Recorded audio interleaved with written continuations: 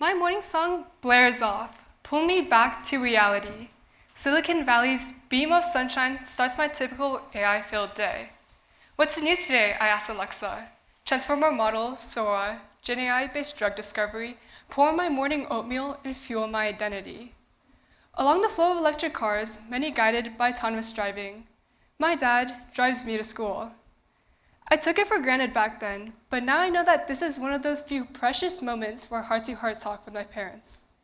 During that 10-minute commute to school, we're stuck together in a metal cage, moving at 60 miles per hour on the freeway. My dad listening to NPR, while I, glued to my hand-me-down, nearly obsolete iPhone 11. Ironically, the news in the background warns about the dangers of social media on youth, detailing that the average attention span of Gen Zers is a mere 8 seconds. Disturbed by this, my dad quickly turns to me and tells me to focus in class, as 1 minute's worth of attention in class is equivalent to 8 minutes of studying outside of class. Take notes and ask questions. 8 seconds later into this conversation, my mind starts drifting away and my fingers were endlessly scrolling through Instagram Reels and TikTok. You see, I am a digital native.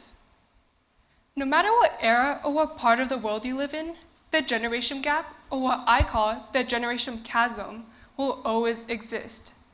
The line between a real person and a bot is blurred. On calls, I often hear my mom say, "Operator, operator, operator." Like, "Mom, please give AI assistance a try." My parents use the word exploding to describe their feelings towards this digital phenomenon, which to me is as normal as the surrounding air. Since I'm shaped in the era requiring 8 seconds to process each piece of information pouring towards me, I find that it is sometimes difficult to communicate with my parents. Although we communicate in the same English language, we're actually not. We're not on the same wavelength. I'm caught on the unprecedentedly high swirl of AI dilemmas and mental health issues reported daily. Social media addiction, and the scrolling, stress. I was deeply consumed by these digital content. I felt like my brain was constantly wired and rewired with the daily technological breakthroughs. And I've got to admit, AI's connectivity and personalization are amazing, but I've seen it spread misinformation and conduct digital crime. And I've seen people fall for these traps. Through the rapid boost in its usage, advocating for ethical AI now becomes crucial. In my dad's 10-minute morning drive, 75 pieces of news and creative thoughts have gone through my head, and here I arrive at school. Every cloud has a silver lining. I may as well keep an open mind and make the best of the technologies. As ideas are racing through my head, I realize that much of my stress comes from heavily immersing myself in others' works of AI's ethical concerns. Now, if I turn the situation around, I would instead take control and become a technology creator, not a technology consumer. And so I decided to strap myself in the front seat and navigate through the digital world. After exploring new skills and tools, I became fascinated with mental health digital twin, projecting my friends and my facial expressions onto our twins for more meaningful social interaction. With this, I discovered a new role for myself, the creator's role, where I take control of the situation and bring in new solutions. This role not only applied to digital innovations, but it also applied to taking control of my personal well-being. To manage my stress and maintain focus, I practiced the 4-7-8 breathing technique to relax. The technique helps regulate the stress hormone cortisol, and after 3 to 4 cycles, I regain focus and creativity. As a creator, Dr. Andrew Val refers to it as a natural tranquilizer for the nervous system. Past studies have also shown that the 4-7-8 breathing increases the parasympathetic nervous system, promoting relaxation, while decreasing sympathetic activity, which responds to stress. This technique increases vagal tone, which improves stress tolerance and allows the body to quickly return to a calm state. Remember, 8 is Gen Z's magic number. 8 seconds of focus, which is what I call the fast processing zone. 8 is the Fibonacci number and a perfect cube. The 8th element on the periodic table is oxygen, something in life we wouldn't be able to continue without. By regulating our breathing, we're able to control our fight and flight response, allowing us to de-stress from the overload of information dumped at us.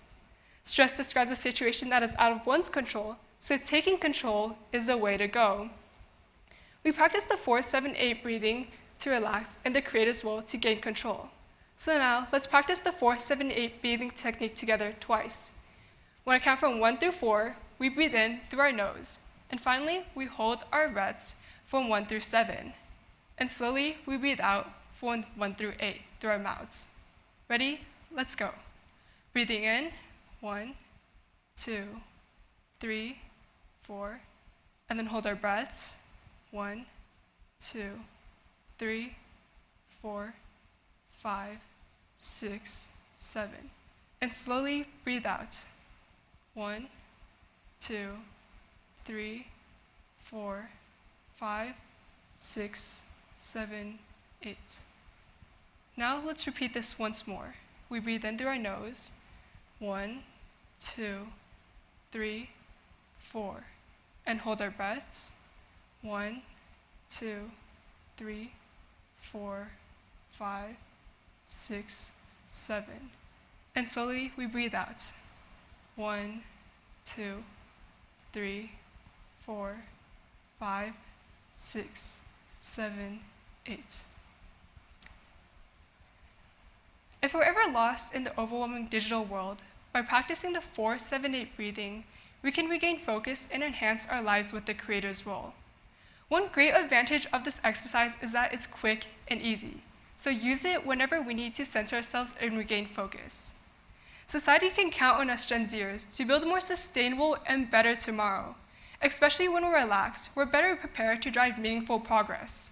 So remember, small changes can indeed make a huge impact.